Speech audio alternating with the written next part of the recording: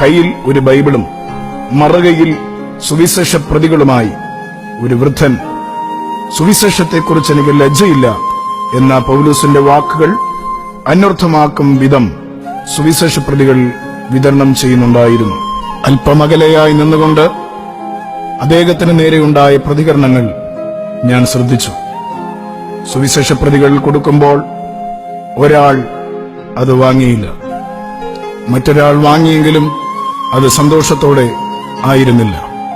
ഒരു സ്ത്രീ അത് വാങ്ങിയിട്ട് നിലത്തിട്ട് കളഞ്ഞു. മറ്റൊരുവൻ മുഖം മറച്ച് കടന്നുപോയി. വേറൊരുവൻ ആ പിതാവിനോട് മുമ്പിൽ നിന്ന് പോകുവാൻ ആംഗ്യം കാണിച്ചു. ഒരുവൻ സുവിശേഷപ്രതി ചുരുട്ടി അദ്ദേഹത്തിന്റെ മുഖത്തേക്ക് എറിഞ്ഞു. ഒരാൾ സുവിശേഷപ്രതി വാങ്ങിയിട്ട് നാണയത്തുട്ടുകൾ ആ പിതാവിന് നേരെ നീട്ടി. സ്കൂൾ കുട്ടികൾ ഉപദേശി എന്ന് വിളിച്ച് അദ്ദേഹത്തെ കളിയാക്കുന്നുണ്ടായിരുന്നു. അതിലൊരു കുട്ടിയെ അരികെ വിളിച്ച് ദൈവത്തെ ഭയപ്പെടുവാനും മാതാപിതാക്കളെ അനുസരിക്കുവാനും നന്നായി പഠിക്കുവാനും അവരെ ഉപദേശിച്ചു.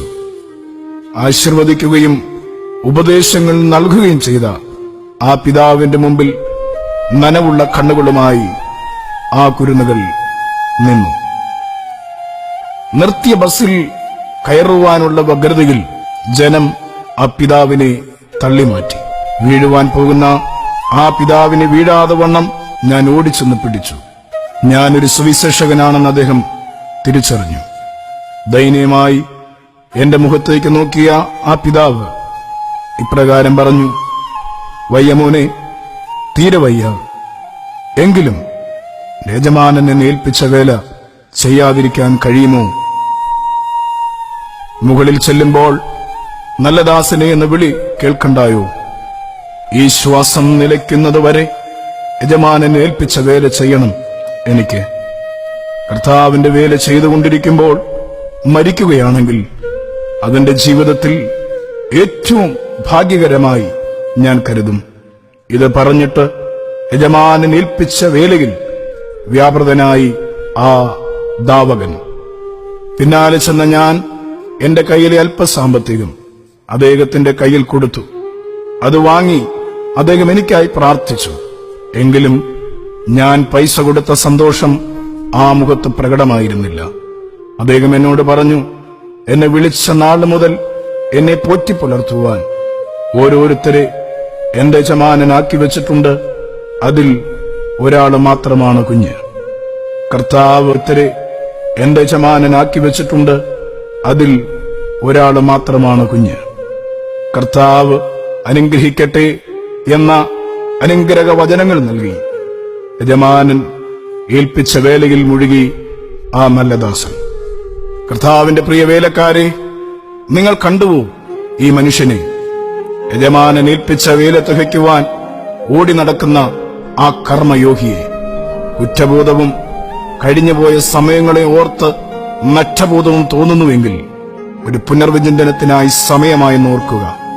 വാർദ്ധക്യത്തിന്റെ അരിഷ്ടതകളാൽ അവശനാക്കിയെങ്കിലും സുവിശേഷം അറിയിക്കുവാൻ ബന്ധപ്പെടുന്ന ഈ വൃദ്ധപിതാവും ലൗകിക സുഖ സൗകര്യങ്ങളുടെ ആലസ്യത്തിൽ മുഴുകിയ ആധുനിക സുവിശേഷകന്മാരും തമ്മിലുള്ള വ്യത്യാസം എത്ര വലുത്!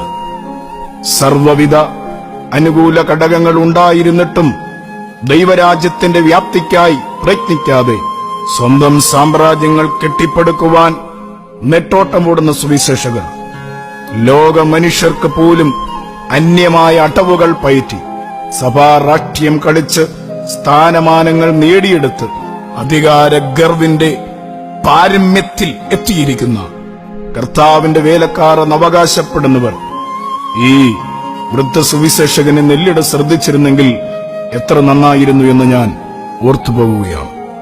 സുവിശേഷത്തിന്റെ പേരിൽ കോടികളുണ്ടാക്കി അത് തലമുറകൾക്കായി സ്വരൂപിച്ചു വെക്കുകയും ആഡംബര ജീവിതത്തിന്റെ ആഠ്യം ബാധിച്ച് സുവിശേഷത്തെ കച്ചവട ചരക്കാക്കി മാറ്റമില്ലാത്ത വചനത്തെ തൂക്കി വിൽക്കുന്ന വഞ്ചകരായ സുവിശേഷകന്മാരെ കാര്യം തീർക്കുന്നവന്റെ മുമ്പിൽ നീ ഒരു നാൾ നിൽക്കേണ്ടി വരും എന്നറിയുക.